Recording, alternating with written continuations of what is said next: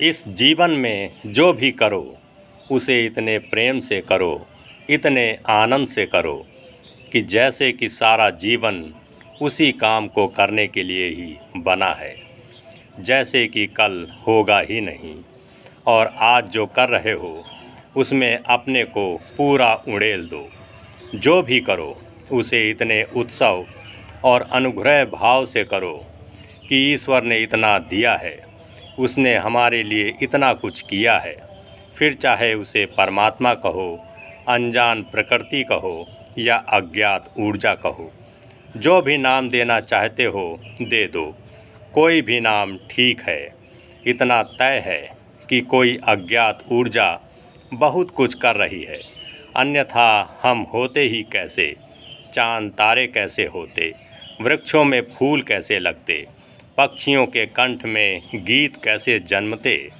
यह जो दूर से कोयल की कूकने की आवाज़ें आती हैं, यह जो पपीहा पुकारता है, यह सारा सौंदर्य, एक एक तितली के पंखों पर ऐसा रंग, एक विराट सृजनात्मक शक्ति काम कर रही है।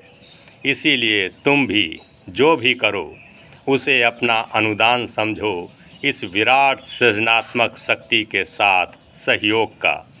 परमात्मा अगर सृष्टा है तो तुम जब भी कोई सृष्टा की अवस्था में पहुँचते हो तो परमात्मा से तुम्हारा तालमेल हो जाता है। इसीलिए सृजन से बड़ी कोई प्रार्थना नहीं है। रोटी बनाओ चलेगा, इस ख्याल से बनाओ कि भगवान राम के लिए बना रही हो, या फिर जिसके लिए भी बना रही हो उसके भीतर ही राम हैं। क्या पता धनुर्धारी राम की जगह सूट बूट पहने हुए आदमी के भेष में ही श्री राम हों। तुम तो अपना सारा ध्यान रोटी बनाने में ही लगाओ, वह तो बहुत से रूपों में प्रकट होता है। इसीलिए चाहे रोटी बनाओ, चाहे कपड़े सियो, चाहे घर की सफाई करो, ध्यान रहे सब उसी एक राम के लिए ही कर रही हो।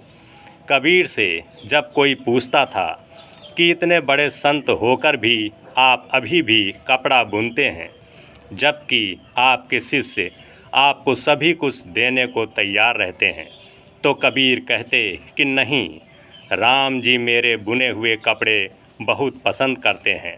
और जब कबीर गांव में कपड़े बेचने जाते तो हर ग्राहक से कहते, राम जी आपके लिए ही बुना है, क्योंकि उन्हें राम के अलावा कुछ और दिखता ही नहीं था।